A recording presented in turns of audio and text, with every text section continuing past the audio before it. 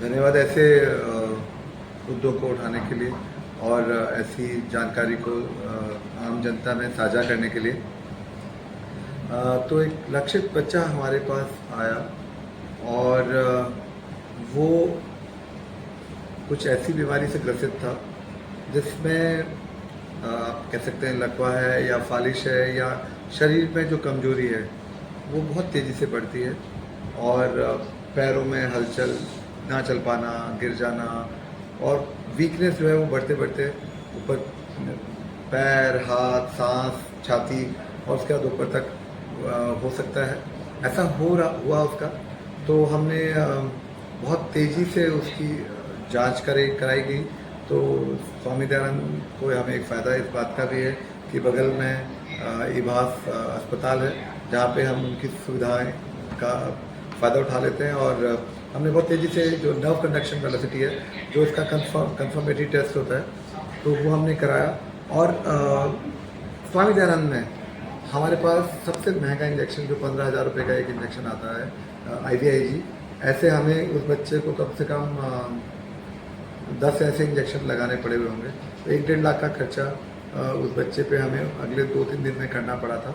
और क्योंकि स्वामी दयानंद के चिकित्सा अधीक्षकों ने और जो हमारे एडमिनिस्ट्रेटर थे उन्होंने इस बात की हमेशा से ध्यान रखा गया है कि इस तरह का महंगा इंजेक्शन क्योंकि बहुत तेज़ी से लगाएंगे तो जल्दी फ़ायदा होता है, तो बच्चे को लगाया गया। चूँकि उस बच्चे में वीकनेस काफ़ी बढ़ गई थी और अब उसकी वीकनेस बढ़ते बढ़ते उसका सांस नहीं ले पा रहा था, तो उसको फिर वेंटिलेटर पे रखा गया। और वेंटिलेटर पे आप जानते ही हैं कि एक ICU में हमारे पास बहुत ही सक्षम, बहुत अच्छा ICU है। पूरी दिल्ली का बहुत पुराना ICU 2005 के करीब जो बनाया गया था सरकार की मदद से, वो तब से जो ICU चल रहा है उसके अंदर हमने बच्चे को रखा। और फिर उसके बाद क्योंकि बच्चे को वेंटिलेटर की बहुत ज़्यादा ज़रूरत पड़ रही थी तो ट्रेकियोस्टमी करी गई। फिर कभी वेंटिलेटर से कभी कुछ हो रहा है, कभी कुछ हो रहा है, कभी इन्फेक्शन हो रहा है, तो उन सब करते करते फिर बच्चा कमज़ोर होता गया।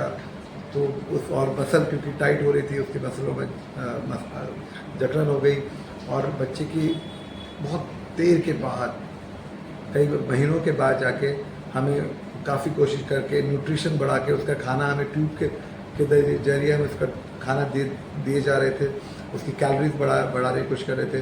जो उसकी मसल्स एकदम वीक हो गई थी उनको दोबारा चलाने के लिए बहुत अच्छी फिजियोथेरेपी कराई जा रही थी। और क्योंकि उसके हाथ पैर थोड़े अकड़ रहे थे अब और टाइट हो रहे थे, एक फिक्स हो जाते, बाद में मुड़ना होता, फिर ऑपरेशन कराना पड़ता, तो उसके लिए हमने ऑर्थोसिस, एंकल फुट ऑर्थोसिस, ये सब कराया गया।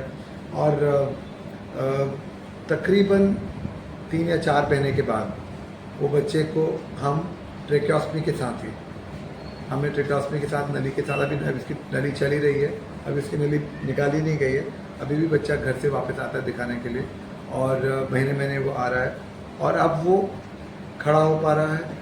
और पहले हमने व्हीलचेयर पे उसको घर भेजा है और अब वो खड़ा हो पा रहा है, बात करता है, मोबाइल तो कर ही सकता है और उसको किस तरह का खाना खाना था वो सब है। तो परिवार को एक खुशी सी है। उसके परिवार में उससे एक बड़ी बहन थी जो काम कर रही थी और माँ बाप थे और वो खुश हैं। उसको देख के लक्षित सिंड्रोम या सिंपल GBS जो सिंड्रोम है, ये एक ऑटोइम्यून रिएक्शन टाइप का है। इसमें खुद ही इम्यूनिटी आपस में शरीर के खुद तत्वों के लिए इम्यूनिटी चल जाती है।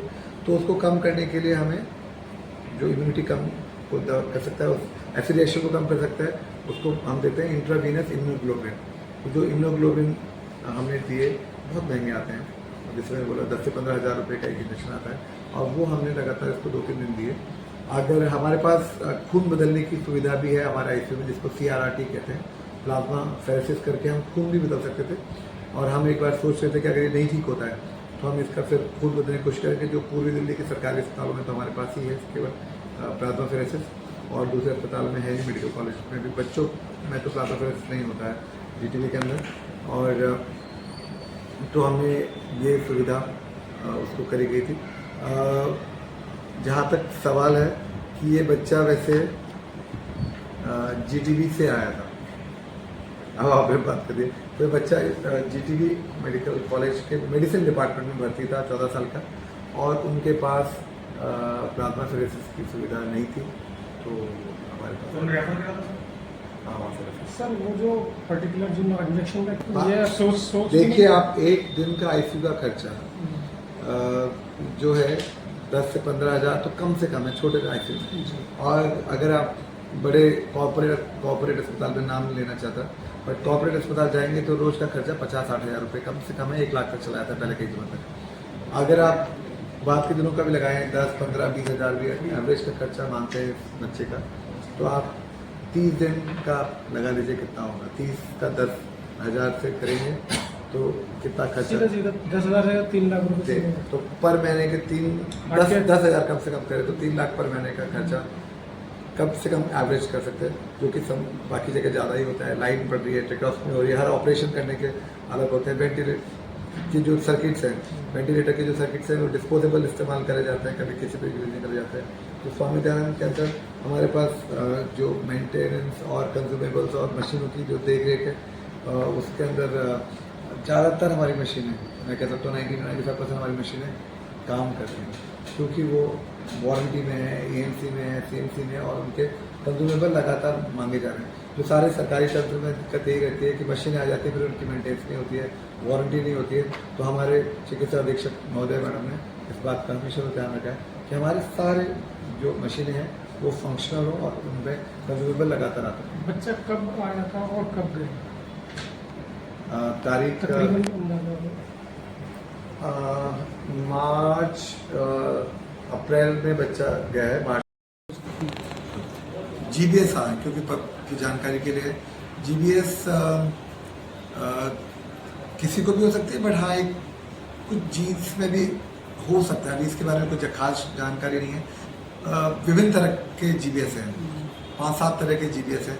कुछ वायरस की वजह से होते हैं, कुछ दवाइयों की वजह से। लास्ट ईयर इसके कुछ केसेस ज़्यादा आ गए थे महाराष्ट्र में पर्टिकुलरली देखे गए। हाँ, तो वो कोई किसी इन्फेक्शन के बाद जीबीएस का हुआ, वो हुआ है कि पानी में एक कैम्पैलोबैक्टर जेजुनी दस्त हुए, वो जो पर्टिकुलर बैक्टीरिया है वो बॉडी में से रिएक्शन कर सकता है कि जीबीएस के केसेस। तो पुणे में बहुत ज़्यादा जीबीएस के केसेस आए पिछले साल, तभी हमें डर भी लग रहा था। तो तभी हमने भी यहाँ पे अपना IVIG का स्टॉक मेंटेन करके रख लिया था कि अगर हमारे पास अगर आएंगे तो हम IVIG रखेंगे। क्यूरेबल है डिजीज? नहीं, क्यूरेबल आप कह सकते हैं कि इसमें तो मैनेजेबल है। सर आपने कर दिया तो मैनेजेबल है नहीं, ये इसमें बहुत मेहनत लगती है, और किस तेजी से बढ़ रहा है, कितनी जल्दी आपने एक्शन लिया है। जब वो रिएक्शन अगर बॉडी में सब जगह हो गया है, तो कर दिया है, और लेट कर रहे हैं, तब तो मुश्किल हो जाएगा। एक बार जब वीकनेस बढ़ने से पहले ही अगर हमने रोक ली, जब तक वो सारे नर्व्स को, ये न्यूरॉन्स की बीमारी है, ये नसों में फैलती है, अगर उन्होंने नसों को गला दिया, तब तो फिर आप गली हुई नसें, अगर मेरे पाइपें हैं, तारे हैं, अगर तारे गल जाएं तो मेरे को सारी वायरिंग दोबारा करनी पड़ेगी।